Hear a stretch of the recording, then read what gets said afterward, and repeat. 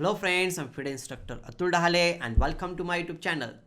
Today we are going to discuss one of the most important opening principles. Well, why to follow opening principles? We all know this thing that if you don't follow certain opening principles, then you might end up in a very bad position and sometimes you might even get checkmated in the opening.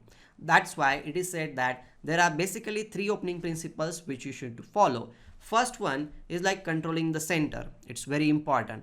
Then the second one is rapid development of your pieces. And the third one is king safety. And what we are going to focus today is the second one. That is why you should develop your pieces as quickly as possible in the opening and why you should not play the same piece again and again. So guys, without further delay, we'll be looking at one game and we'll understand why it is so important not to play the same piece again and again. But before we go further, I would like to request you that don't forget to like this video and subscribe to my channel if you are new here. So the game starts with e4 and we can see that after e4 white is opening up two pieces in the position. Correct? Fair enough. That is what we should do. We should try to control the center. By playing e4 we are controlling this square as well as the e4 square is also being controlled. So black plays e5. Obviously after e5 we can say that black is also holding on to the center and it is quite fine. So white goes for knight f3. Developing your knights towards the center is also very important and that's what you should try to do. I see that sometimes people play knight h3 and that is not a good idea because from h3 you are restricting your knight's movement. First of all, you don't have many squares to move around, and second thing is that you are not contributing in the opening. Okay, you are not contributing actively in the opening part. So that's why you should play knight f3 attacking the pawn on e5. So black also played knight c6 in this game and he is supporting the pawn on e5 which was being attacked. And now white played d4 move. This is called as the Scotch opening. Okay, we are going to discuss about this now. So black played e takes d4, white played bishop c4. Well, another alternative of knight into d4 is also available in this position, but white goes for bishop c4 in order to develop his piece as quickly as possible. Okay, so now here in this position, what should black play? Well, there are many alternatives and one of the alternative is playing bishop c5 or even bishop e7 is possible. Knight e5, knight f6 is also possible because after e5 black has the move d5 and the game goes on. Okay, I don't want to discuss too much about it, but black will be having comfortable position because his pieces are getting in the game. Okay, even if you capture here, we can capture it here, and if you capture here, then bishop into g7 is there and black should be fine in this position. Okay, because his center is quite strong. Okay, that is one of the thing. But here after bishop to c4, black did not follow the opening principle, that he did not bring one piece in the game like playing bishop c5 or knight f6, bishop e7, something he should play, but he played knight a5. Playing the same piece again and again in the opening is not that much advisable, and white thought like, okay, he has played the same piece again, that knight a5, he previously played knight c6, now knight a5, why is he playing that move? And we can see that white has already developed two pieces. So in order to take advantage of this thing, he played bishop takes f7. Although objectively this is not the best move in the position, but definitely it is the worth try. Okay, and now we are going to see what is the drawback of playing your knight on the rim, that is on the edge of the board. So king takes f7 and now knight e5 check. White is trying to get black's king in the center of the board. That's why he has sacrificed his bishop on f7 square. Okay, so king e6.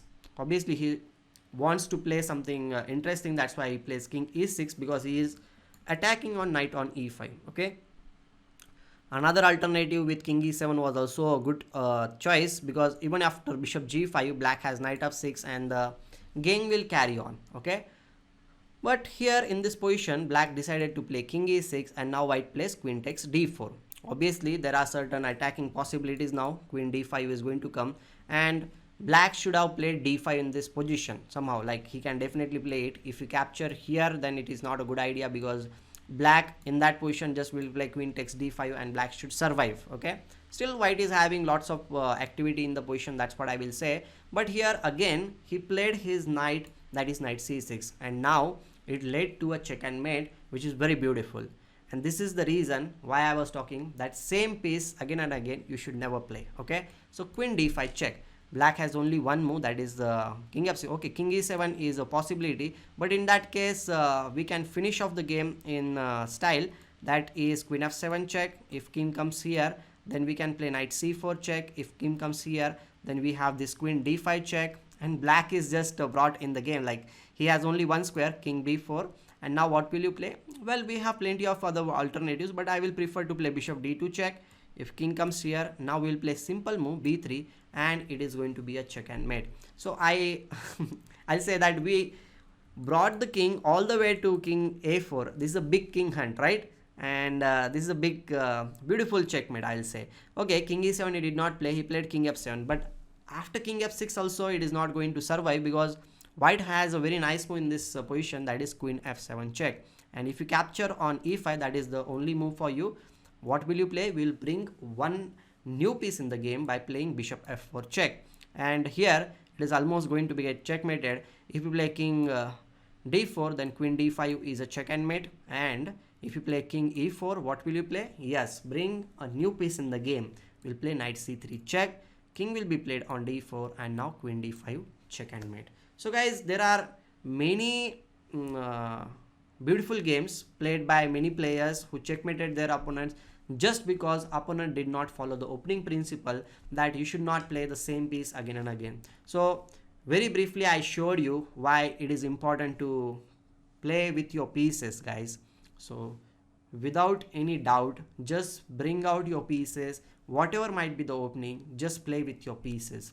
It's very important. And another thing I will tell you, like if you go to a party or something like that, if you invite your friends and only 2 friends come there, if you have invited 10 people, here you can see that white is having plenty of pieces on the board and everybody is invited, but if nobody is participating in the party, then you cannot really enjoy it. So if you want to enjoy the party, bring or call all your friends to the party and make sure that they participate in the party. So guys, with this note I will take your leave, and don't forget to like this video and subscribe to my channel. Till that moment, goodbye and take care.